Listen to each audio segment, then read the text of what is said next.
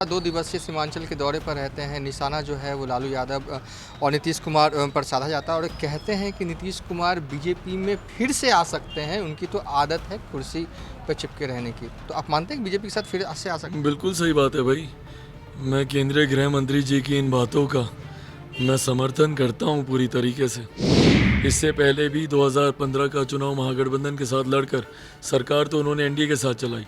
इस बार महागठबंधन इस बार एनडीए के साथ लड़े, सरकार महागठबंधन के साथ चला रहे हैं। नमस्कार, मैं हूं देवांशु, आप देख रहे हैं news for nation. Chirag Paswan जो है वो राजगीर से लौट आए हैं पटना। 3 दिवसीय पार्टी की बड़ी बैठक थी संगठन को लेकर, जहां पर चिराग पासवान ने 1-to-1 कार्यकर्ताओं को मैसेज दिया है और ये बताया है किस तरीके से साल 2024 की तैयारी करना है।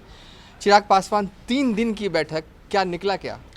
भाई 3 दिन की ये बैठक, और इस बैठक में सबसे बड़ी बात, मैं अपने पार्टी के पदाधिकारी कार्यकर्ताओं का धन्यवाद करता हूँ। आप लोगों ने भी देखे होंगे जिस अनुशासन के साथ जो कार्यकर्ता पहले दिन था आखिरी दिन तक वो कार्यकर्ता उतनी ही समर्पण भाव के साथ ना सिर्फ इस शिविर में रहे, बल्कि जितने विषयों पर हम लोगों ने चर्चा की, आर्थिक नीति थी, विदेश नीति थी, सामाजिक नीति थी, मौजूदा राजनीतिक परिप्रेक्ष्य को लेकर, आगामी चुनाव को लेकर, संगठन को लेकर, विभिन्न मुद्दों पर पार्टी के तमाम वरिष्ठ नेताओं ने जहां अपनी बातों को रखा, तो वहीं कई ऐसे प्रखर वक्ता भी आए थे जिन्होंने आकर, जो प्रोफेसर थे या जो जर्नलिस्ट रह चुके हैं, उन लोगों ने भी आकर अलग अलग विषयों पे अपनी बातों को रखा।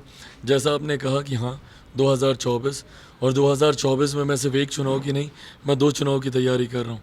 मैं मान के चलता हूँ कि 2024 आते आते तक लोकसभा के चुनाव तो होंगे ही होंगे, पर बिहार में मध्यावधि चुनाव भी होंगे, और उस मध्यावधि चुनाव को लेकर कहीं ना कहीं ये राजगीर का 3 दिवसीय शिविर शंखनाद के तौर पर लिया जा सकता है कि यहाँ से अब हम लोगों ने चुनाव की तैयारी का बिगुल फूंक दिया। एक आखिरी सवाल है, अमित शाह 2 दिवसीय सीमांचल के दौरे पर रहते हैं। निशाना जो है वो लालू यादव और नीतीश कुमार पर साधा जाता है और कहते हैं कि नीतीश कुमार बीजेपी में फिर से आ सकते हैं। उनकी तो आदत है कुर्सी पर चिपके रहने की। तो आप मानते हैं कि बीजेपी के साथ फिर से आ सकते हैं? बिल्कुल सही बात है भाई। मैं केंद्रीय गृह मंत्री जी की इन बातों का मैं समर्थन करता हूँ पूरी तरीके से। जब वो कहते हैं कि कोई ऐसा नहीं सगा जिसको मुख्यमंत्री नीतीश कुमार जी ने ठगा नहीं होगा, उन्होंने एक लंबी फहरिस्त पढ़ी जिसमें हमारे नेता आदरणीय रामविलास पासवान जी का भी नाम था, और यही कारण था जब वो इस बात को मानते हैं कि उन्होंने हमारे नेता को ठगने का काम किया। यही कारण था कि 2020 में उनके साथ मिलकर लोक जनशक्ति पार्टी चुनाव लड़ने को तैयार नहीं थी, क्योंकि जो व्यक्ति एक बार धोखा दे सकता है वो कई बार धोखा दे सकता है। और ये बात मुझे लगता है कि जब गृह मंत्री जी बोलते हैं कि वो वापस कुर्सी के लिए भाजपा में जा सकते हैं, क्यों नहीं जा सकते भाई। इससे पहले भी 2015 का चुनाव महागठबंधन के साथ लड़कर सरकार तो उन्होंने एनडीए के साथ चलाई। इस बार महागठबंधन इस बार एनडीए के साथ लड़े, सरकार महागठबंधन के साथ चला रहे हैं। कब वो वापस पलटी मारेंगे इसका कोई भरोसा नहीं है। ये संभावनाएं हमेशा बनी रहती हैं, पर एक बात मैं ज़रूर मानता हूँ कि जल्द जनता दल यूनाइटेड और राजद में भी एक बड़ा टकरार देखने को मिलेगा।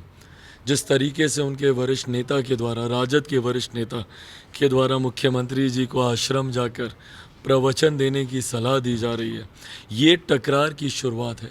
आने वाले दिनों में दिवांशु, आप भी मानेंगे इस बात को, जितने जनता दल यूनाइटेड के नेता हैं या राजद के नेता हैं या भाजपा के नेता हैं या इनके विधायक हैं, ये किनके सामने चुनाव जीत कर आए हैं? भाई जदयू चुनाव जीता राजद और कांग्रेस के सामने, राजद और कांग्रेस चुनाव जीती जदयू के सामने। कल को जब सीटों के बंटवारे की बात आएगी तो ये उन्हीं सीटों पे दावेदारी इन दोनों दलों की तरफ से होगी जहां पे एक दूसरे की दावेदारी पहले से रह चुकी है। तो ये गठबंधन लंबे समय चलेगा, ये असंभव है। और वैसे भी जब मुख्यमंत्री जी को प्रधानमंत्री का दावेदार विपक्षी मानेंगे नहीं, जो कि नहीं मानेंगे भाई, 200, 250, 150 विधायकों वाली पार्टियों को छोड़कर ये 40 विधायक वाले को कोई नेता मानेगा? लोकसभा में कितनी सीटें मिलेंगी इनको लड़ने के लिए? जब ये बार बार बोलते हैं 7 दलों का गठबंधन है, 7 दलों का साथ हमारे साथ है, तो भैया वो 7 दल अपना हिस्सा भी तो मांगेंगे। कितनी सीटें मिलेंगी मुख्यमंत्री जी को? 12-14 सीटें।